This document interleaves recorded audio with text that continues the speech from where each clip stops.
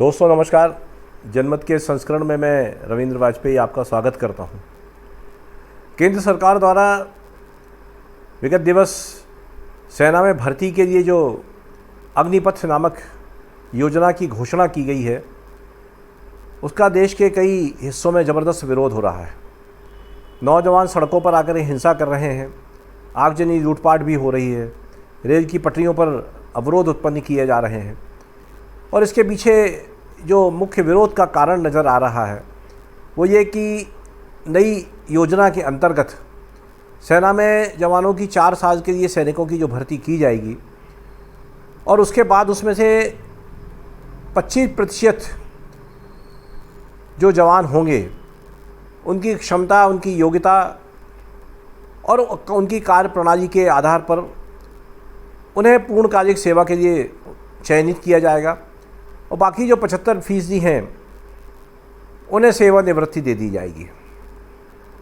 इन 4 वर्षों में उन्हें जो वेतन मिलेगा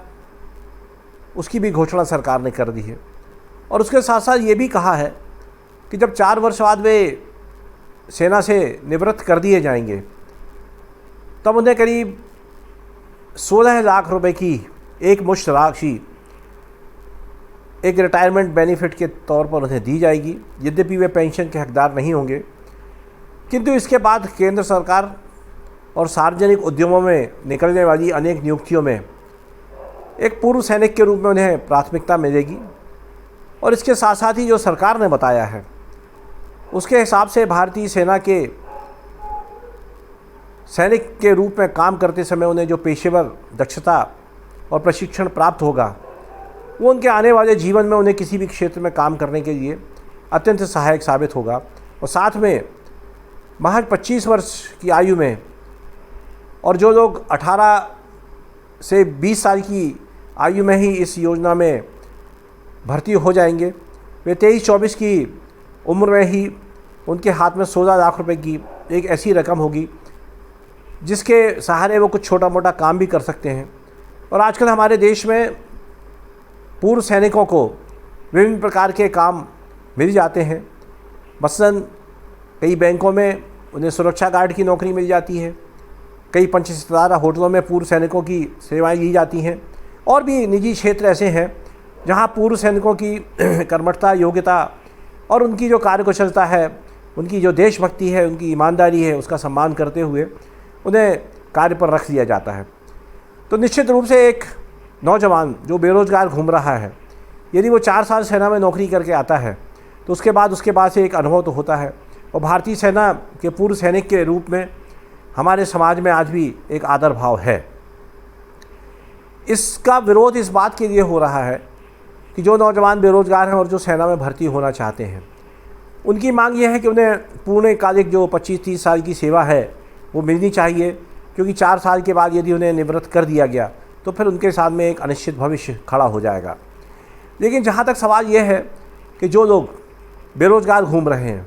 और जिन्हें निकट भविष्य में किसी भी प्रकार की सरकारी या गैर सरकारी नौकरी नहीं नसीब हो रही है, यदि उन्हें सेना में एक आकर्षक ऑफ़र मिलता है और जिसमें साल में औसतन महीने के 20-25 हज़ार रुपये उन्हें मिलते हैं, साथ में एक सैनिक को मिलने वाली तमाम सुविधाओं के भी हकदार होंगे, तब ऐसी सूरत में महज इसलिए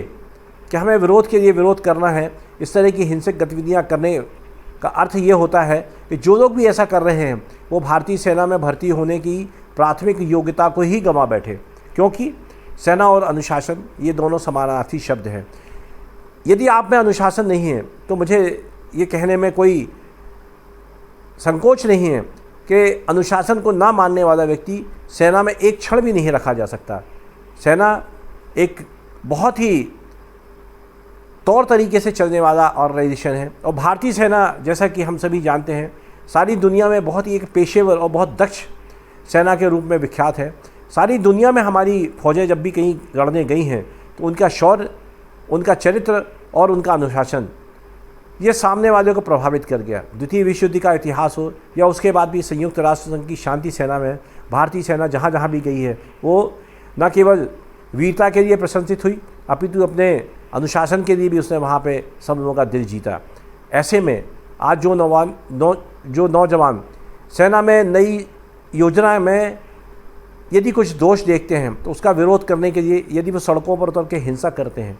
यदि वो रेलवे स्टेशनों पर जाकर के तोड़ फोड़ करते हैं, रेल की पटरियों पर अवरोध उत्पन्न करके रेलगाड़ियों का आवागमन रोकते हैं और वह सब करते हैं जो कि दंगाई तत्व जो है जिस तरह का नज़ारा पेश करते हैं, यदि वो भी उसी तरह पेश आते हैं तो फिर वो किस मुंह से सेना में भर्ती होने की चाहत रखते हैं। मुझे लगता है कि आजकल हमारे देश में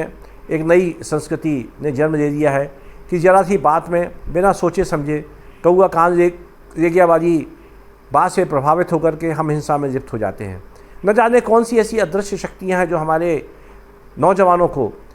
हिंसा के लिए प्रेरित, प्रोत्साहित और कहीं न कहीं से संरक्षण भी प्रदान करती हैं, सहयोग भी प्रदान करती हैं। मुझे लगता है कि अग्निपथ योजना, इसके बारे में तो अभी पूरे समाज को भी ठीक से पता नहीं चल सका। तो फिर ये जो लोग आंदोलन कर रहे हैं, जो हिंसा पर उतारू हैं, इन लोगों ने इस योजना को इतनी तरह, इसकी गंभीरता को, इसकी गहराई को समझ लिया कि वो देश की बेशकीमती संपत्ति को आग लगाने पर उतारू हो गए। मुझे लगता है कि देश में जो जिम्मेदार तबका है, हमारे देश के अनेक पूर्व सैनिकों ने, जनरलों ने इस योजना की प्रशंसा की है। अग्निपथ योजना के माध्यम से जैसा कि हमें मालूम हो रहा है कि हमारी सेना में बहुत बड़ी तादाद में नई पीढ़ी सदैव आती रहेगी। और अब हम ये भी देख रहे हैं कि सेना का उपयोग केवल देश की सीमाओं की रक्षा करना नहीं, अभी तो कई बार आंतरिक सुरक्षा के साथ साथ प्राकृतिक आपदाओं के समय भी हमें सेना की सहायता लेनी पड़ती है। और उस सूरत में ये जो अग्निवीर होंगे, जो अग्निपथ योजना के तहत सैनिक बनेंगे, इन्हें अग्निवीर का नाम दिया जाएगा, ये अग्निवीर ऐसे कार्यों में भी हमारे देश के लिए बहुत उपयोगी साबित होंगे, क्योंकि सेना का जो उनको प्रशिक्षण होगा उसमें युद्ध के साथ साथ आपदा प्रबंधन भी उन्हें सिखाया जाएगा। साथ साथ कानून व्यवस्था की स्थिति यदि कहीं ख़राब होती है तब सेना की जो मदद दी जाती है, उस समय भी मुझे लगता है कि अग्निवीर जो हैं वो ज़्यादा उपयोगी साबित होंगे, बजाय इसके कि हम सीमा से अपनी सेना को हटा करके आंतरिक मोर्चे पर लगाएं। ऐसी स्थिति में मैं अपेक्षा करता हूँ समाज के उस तबके से, विशेष रूप से सेना में जो रहे हुए लोग हैं, चाहे वो अधिकारी रहे हों, चाहे सैनिक रहे हों या अन्य किसी पदों पर, वे सामने आकर के समाचार माध्यमों के जरिए इन युवाओं को जो इस योजना को लेकर के भ्रमित हैं, आक्रोशित हैं, उन्हें ये बात समझाई जाए कि इस योजना को पूरी तरह से समझ लें। यदि उन्हें लगता है कि इसमें कोई दोष है, निश्चित रूप से सरकार को इसका सुझाव दिया जा सकता है।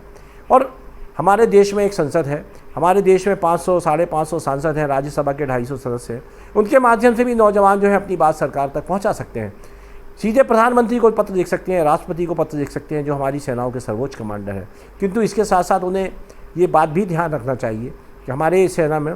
अधिकारियों का भी एक ऐसे शॉर्ट सर्विस कमीशन होता है, जिसमें 6 साल 7 साल या और कुछ अन्य अवधि के लिए अधिकारी जो है वो चयनित किए जाते हैं, और उस अवधि के बाद यदि उन्हें रेगुलर न किया जाए तो फिर वो रिटायर हो जाते हैं, और उसके बाद उन्हें एक पूर्व सैनिक के रूप में जो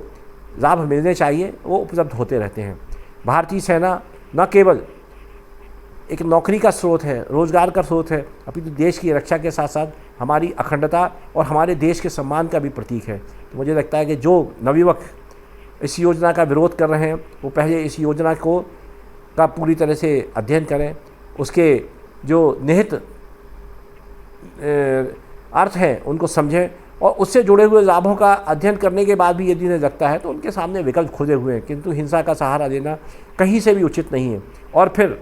ये भी सरकार को देखना चाहिए कि इस हिंसा के पीछे क्या ये नौजवान हैं या कोई ऐसी अदृश्य शक्तियाँ जो हमारे देश की आंतरिक सुरक्षा, आंतरिक शांति को भंग करने के लिए लगातार प्रयास कर रही हैं। बीते कुछ समय से हम दंगों के रूप में अशांति झेल रहे हैं, अभी एक नया संकट आ गया है। तो कहीं ना कहीं ऐसा लगता है कि कुछ ना कुछ षड्यंत्र हमारे देश को अस्थिर करने के लिए रचा जा रहा है। सरकार को अपने स्तर पर इसकी जांच करना चाहिए, लेकिन इसके साथ साथ ही समाज को, इन युवकों को समझाने का भी प्रयास करना चाहिए कि ये जो योजना आई है, सरकार ने न केवल उनके भले के लिए, सेना के भले के लिए, अपितु देश के भले के लिए भी ही इसको लागू करने का निर्णय किया है। और साथ ही ये भी बताना आवश्यक हो जाता है कि दुनिया के अनेक देशों में इस तरह की योजनाएं लागू की गई हैं और इसका वहाँ बड़ा लाभ हुआ है। उनकी सेना जो है उसमें हमेशा एक चैतन्यता बनी रही, जिसका कि हम कभी कभी देखते हैं कि हमारे देश के सैनिक कई बार बड़े तनावग्रस्त हो जाते हैं, उनके पास काम है, सैन्य बल कम है और उसमें आत्महत्या तक करने पर उतारू हो जाते हैं, या फिर वो स्वैच्छिक रिटायरमेंट की ओर बढ़ रहे हैं। हमारे देश में सेना में आज भी बल की कमी है, अधिकारी कम है, सैनिक कम है। तो उसे देखते हुए सरकार ने ये योजना लाई है। मुझे लगता है इस योजना का जो है जल्दबाजी में विरोध करना जो है ये एक अच्छी बात नहीं होगी। और जो भी नौजवान इसके ये अपने को पात्र समझते हैं उन्हें उत्साहपूर्वक आकर के भारतीय सेना में अपनी सेवाएं देने का प्रयास करना चाहिए। और निश्चित रूप से जो योग्य होंगे, जो सक्षम होंगे, तो भारतीय सेना उन्हें पूर्णकालिक सैनिक के रूप में भी अपने में समाहित करने के लिए तैयार है। आज के इस संस्करण में इतना ही। कल किसी नए विषय पर आपसे चर्चा करूँगा। तब तक के लिए शुभ रात्रि, धन्यवाद, नमस्कार मित्रों।